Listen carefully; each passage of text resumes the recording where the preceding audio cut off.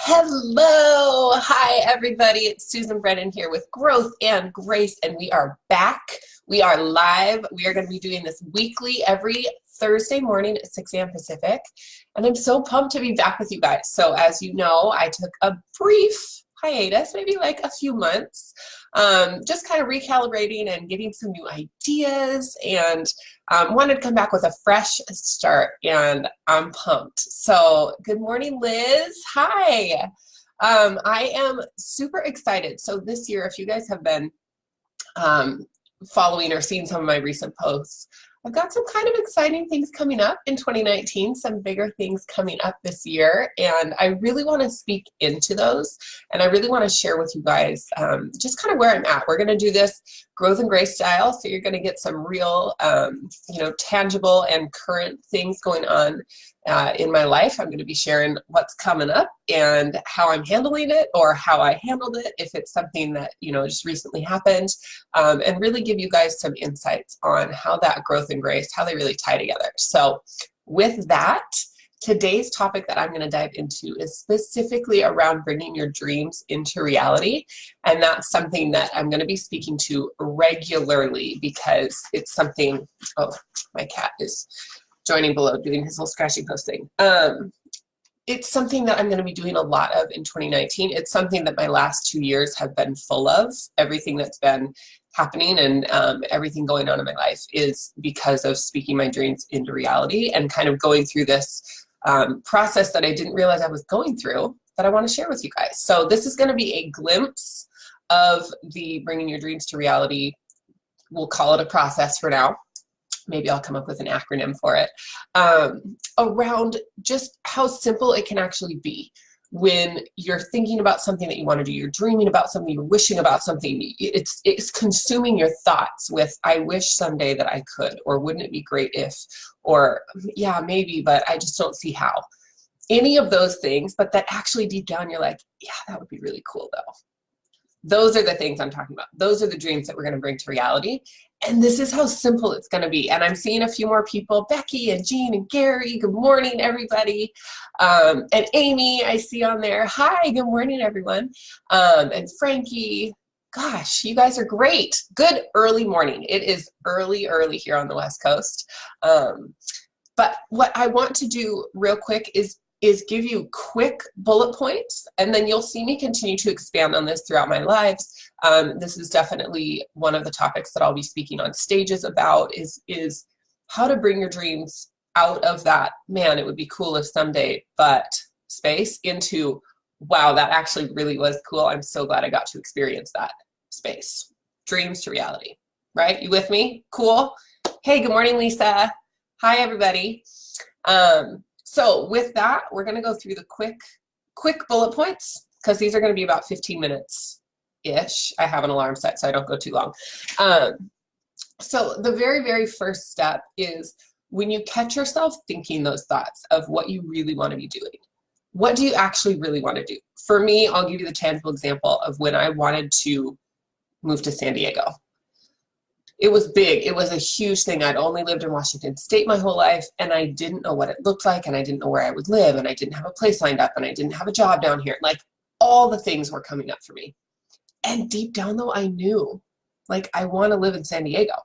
So here's the steps that, unbeknownst to me, I walked through, and that since I've walked through many times over to keep bringing my dreams to reality. And I want to share them with you. So step number 1, are you taking notes? Take notes. Type it out, write it in the comments, like, good morning. Hey, good morning, Josh. Hi, I see you there.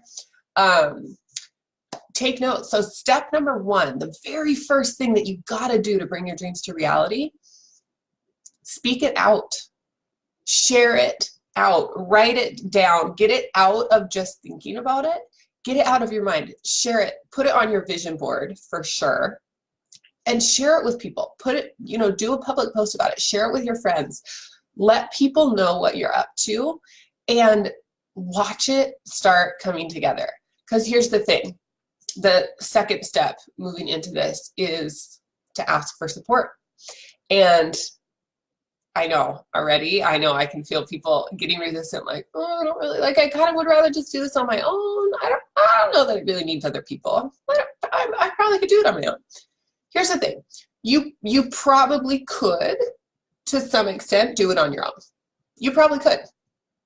And there's no need to. Like, it's ridiculous to do things on your own. You don't need to do that. And this is coming from one of the, like, strong, independent woman. I don't need help from anybody. Like, I got this. That was me. So I'm telling you from firsthand experience, living life both ways of not letting people help and now letting people help, and not only letting them, but like seeking it out. Not letting people help doesn't work. Like, isolating yourself and doing things like lone wolf style doesn't work. So point number 2 is to ask for support. So for instance, when I was moving to San Diego, it was a lot of, you know, figuring out what logistics were going to look like and asking people. I'm grateful I had a couple friends down here, so I had people I could stay with, so asking them if I could stay with them when I first moved down here, and asking my mom to join me, you know, on the drive down so we get to have some quality time together, and, you know, asking people to come pick up all of my stuff, like asking support. There's a cool organization in the city I used to live in called Better Together, and they came and picked up literally like all of my furniture, all of my stuff. So what was cool was, one, they got to have all the stuff that they got to use in their shop. And I didn't have to move all of that stuff or find homes for all of those things. So asking for support is really, really powerful. And again, I know I'm like blazing through these. This is an overview, but we're going to keep diving into it throughout the year as we go in here. And I'll probably also talk about other topics throughout the year. So we're not just going to do this for a whole year. Don't worry. We'll be more fun than that. Oh, good morning. I see more people. Kieran, David, Kelly. Hi, good morning, everyone. So point number 1 is speaking it out, like actually writing it down and telling people and putting on your, I keep looking over here because my vision board is like right there where I can see it. Oh. So it's so powerful. Step number 2 is asking for support. And here's what's interesting. Step number 3 might sound the same. I love my cat so much, but once in a while, there's like a little hair that just gets caught up on my face and tickles me. Step number 3 might sound really similar to step number 2. And I'm going to highlight that the reason that I made them 2 separate points is because they're very separate things. So step 2 is asking for support. Step 3, and this is the kicker, step 2 is useless if you don't do step 3. Step 3 is actually receiving the support. So I think it's really, really easy for us to go about, and I shouldn't say really easy. It takes a lot of courage, actually, to go about and ask for support, especially if it's not something that you are used to doing. If you're used to doing everything on your own, this can be a big, like, stepping outside your comfort zone moment. But you can like muster up all the courage and do a post on Facebook or send that text message just saying, hey, you know, I could really use your help right now. You know, whether it's, hey, I just need someone to talk to. Can you talk for 10 minutes? Or, you know, hey, I need help moving. Can I borrow your truck? Or whatever that circumstance looks like for you. You know, hey, I'm looking for a job. Who do you know? Or do you have someone who helps with resumes? Or do you know a job recruiter? Like, all of those things are super, they take a lot of courage to ask for, and yet asking is not the final piece to it. When you get someone who asks and then they don't take action, they maybe don't respond back, or they say, hey, thanks so much for sending me that person's contact information, and then you never reach out to the person, you're not receiving the support, right? Like, even if you quote unquote received, you received the text message back, like, I received support. What are you talking about, Susan? What I'm talking about is the fact that you didn't actually receive it. Like, you let it fall flat. So good morning. I'm seeing a few more people on just in time for point number 4. I love this. Beth, Becky, good morning. Emily, Ken, Debbie. Oh, good morning, everybody. So once you ask for support, step number 2, remember, ask for support. Step number 3 is receiving that support. Like, actually receive it. Actually let people help you. If you, and I'm literally speaking from experience because I have done this before, and I think we all have at some point, of asking, hey, you know, could we meet up? I really could use some talking, like I could really appreciate talking things through. And they say, yeah, that's great. You get a date on the calendar. And then you like last minute, you're like, I actually don't want to talk about, like, never mind. It's uncomfortable, or you're like proactively deciding it's going to be an uncomfortable conversation because it's like all new territory for you, or it's going to be a hard conversation because you're feeling really emotional. Like, you make all these decisions before you've even had the conversation or before you've even received the support. So you choose not to receive the support. So you cut yourself off. So you're your own bottleneck. You are your roadblock, right? Like, we've all experienced that in some capacity before. So the reason that I make it two separate things of asking for support and the receiving support is because they're two separate things, and one does not work without the other.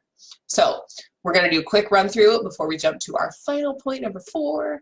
So first step is to speak it out, share it out, let people know what your dreams are. What are you creating? What are you up to? What are you wanting to do and bring into your life? That's step number 1. Step number 2 is asking for support, which we just covered in detail. And then the separate and next step is receiving that support, right? So like actually let it into your life. And then the fourth point and the fourth step to this process of bringing your dreams to reality is to actually take action, like do something with it, right? You have the information now. That friend responded back. You've had the conversation that helped you verbally process through. What are you going to do now? Now you have asked for and received the support. You're clear on what your dreams are. So your next step is to actually take action towards it. And you might not be totally clear about what that looks like. That's fine. You don't get to just sit though and think about it more and be like, okay, yeah, that still sounds like that would be cool. All right, yeah, that would be cool. That's not getting you anywhere. It's not getting you anywhere. And believe me, I have done it. And the frustrating thing, and I speak from so many years of experience in this, it just kills me when I look back and think, oh my gosh, all those things that I could have been doing and I was sitting stewing instead of doing. Oh, I might use that. I just came up with that. All right, yeah. Don't sit and stew, get up and do. All right. I should just drop the microphone right there. Call myself out for that. But for real, like if you're not taking action, if you're sitting and thinking about it, here's the frustrating thing. You sit and you think about something and you dream about something and you wish for things and you hope and you have the whole scenario played out in your head of your dream and what that looks like for you, whether it's, you know, using your key and opening your door and walking into your new home that you just bought. Or for me, it's speaking on stages. And you know, for some other person, it might be getting that dream job or having that dream relationship. Another one of my vision boards right there. I'm looking at all this stuff and I'm like, that's going to be so exciting. And if you're sitting and spending time and energy thinking about wishing, hoping, dreaming, it's helpful to a point because it brings you clarity and it helps you recognize, like, get in that moment and really imagine what it's going to be like. Yes. And then speak it out, ask for support, receive support, and then take action. There's a reason that's the final step. Because if you're not doing anything with what you are wanting to do, all of the time and energy that you're spending dreaming about it and wishing, hoping, thinking about it is wasted time. It's totally wasted time. If you're not going to bring it to reality, stop dreaming about it. Like, that sounds really harsh, but it's true. If you're going to spend time and energy, your time is limited in this world. If you're going to spend your precious time thinking about something, dreaming, hoping, wishing for something to happen, then make it happen. Go do whatever you need to do. Shift what needs to shift. Like, make powerful steps forward. And sometimes the most powerful step forward you can make is that initial asking for support and then receiving support. And then little small actions. So when I look back at my move here to San Diego, at first when people are like, whoa, you moved states in just over a month. This is my reminder. I have 5 minutes and then I'm going to cut myself off because I could just keep talking. When I was moving to California, it sometimes blows people's mind when I'm like, yeah, I decided one day, and then a month later I was living in San Diego. Like I just decided. And that's, obviously a helpful part of the process is making the decision that you're going to have it happen. And when I look back and think, my old self would have taken months to move. Like I would have thought everything through logistically and be like, okay, well, I need to give at least this much notice to my landlords, and then I need, this to happen, and then I can't quite transition out of that yet. And all of a sudden I'm like 6 or 9 months down the road. And we usually do that, right? We usually, if it's something that's new, it's exciting, but it's also like, I don't know what I'm doing. It's kind of scary. It's easy to delay it. And what's cool is that when you recognize that, you can actually really shrink that time frame back, because all of the steps that it took for me to actually move down here, not that complicated. I literally wrote an email, like I communicated to my landlord that what my move out date. I made sure for me personally, it was important to not break the lease. And I think I had to give at least 20 days notice. So, right, that's not even that much time. So I made sure that I was outside of that, so I didn't have to pay any penalty. I didn't want any additional unnecessary drama. And so I let my landlord know, okay, so I'm here's the date that I'm moving out. So that was one communication. That was easy. Like there was nothing crazy. I didn't have to go fill out any insane paperwork or go to law school. I just sent them an email and let them know. So that was pretty easy. I communicated it with, the heating and electric and gas company and my internet, like all of those things, just to let them know, like, this is my final date of service. Again, pretty easy, like a few phone calls. And then I reached out to that Better Together community and let them know. I was running my own business at the time. I still do a little bit, but it was an online business. So that transition was really easy because I just let my clients know, hey, here's the deal. I'm going to be traveling for these few days down the coast. So my availability is going to be a bit limited. But again, easy. And then honestly, like I'm really looking back. This is the first time I've looked back at that particular instance for a while. I think the rest of my time was, because it was a pretty short turnaround, a few weeks, was packing my stuff, reaching out to Better Together to have them come pick up my things, deciding what was going to go. So liberating. If you guys want to help clear your stuff out and like get a really fresh beginning, either move or pretend you're going to move and decide, hey, what would fit in my car? Because that's what I moved down here with, whatever would fit in my car. Mind you, I had an entire seat reserved for my mom. I had her luggage also. And I had my cat, which was in his big cat carrier that took up an entire seat. So I had like 2.5 seats gone, plus obviously I'm in the driver's seat. So in a 5-seat vehicle, I now have 2.5 seats left and my trunk. It's a small SUV. So like some room, but not like a ton of room. But wow, does it make things so clear of what you're going to move with. Like it's such a good gauge of, oh yeah, I guess I don't really use that, or I don't really need that. And I'm already a pretty like regimented person. If I don't use something or it doesn't bring me joy, I get rid of it. That just takes it to a whole new level. So side note, but I recommend that. And so I called Better Together to pick up my things. And then I just, kind of kept each day deciding like, all right, well, I'll go through my closet or I'll go through this, whatever. Went through my stuff. And then the rest of the time was spent hanging out with people before I left. Like reaching out to people, say, hey, I'm moving. Like, I'd love to see you before I go. If not, you have a sunny place to visit. So I'm moving to San Diego and it's warm and I'm so excited. And it really was that simple. So what I want to focus on and what I want to bring to the table during Growth and Grace, especially this season, is you've heard the acronym KISS, Keep It Simple, Stupid. Well, I'm changing stupid to Susan. As a reminder to myself, like, keep it simple, Susan, because it's so easy to overcomplicate things and it's so unnecessary. So with that, we're going to keep it simple. You literally just share out what you're doing. Share out what you're doing. That was my alarm again, because I'm going to wrap up. I literally have the action, like the emoji for like cut, when they're doing director's cut, I have that emoji on there telling me to cut it off. Right? Like, remind yourself, use your alarms. We have the technology, might as well. So it really is as simple as sharing it out loud, like speaking out your dreams, writing it down, putting it on your vision board, telling people. And then you're going to request support. You're going to ask for support. That's step number 2. Step number 3 is actually receiving the support. Because if you ask for it and you don't receive it, it's pointless and you wasted that person's time. Whoa, yeah. You also wasted their time. If you ask for their support and they give it to you and then you don't receive it, ooh, I got some really powerful feedback on that once because that used to be me.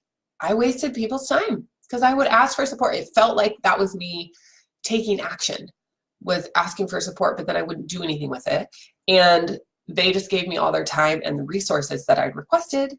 And then it was like I was kind of burning bridges without realizing it. And I wasn't moving forward in my dreams because I wasn't doing step number 4, which is take action on your dreams. So we're going to keep it simple. We're going to leave it there for now and know that I'm going to be back with you next week, next Thursday, 6 a.m. Pacific, it's 9 a.m. Eastern. And I'm pumped. I'm super excited to be back with you guys. So with that, I'm going to give a huge wave and mwah, I love you all. To each of you watching, I have a few new people who joined after my last hello. So Lori, Shell, Melissa, Lisa, good morning, Emily, Tony. Hi, Val, everybody. Hi, yay. Hi and bye. I'm going to sign off and we'll see you next week on Growth and Grace, Thursday at 6 a.m. Pacific, right here. I'll see you soon. Bye for now, you guys.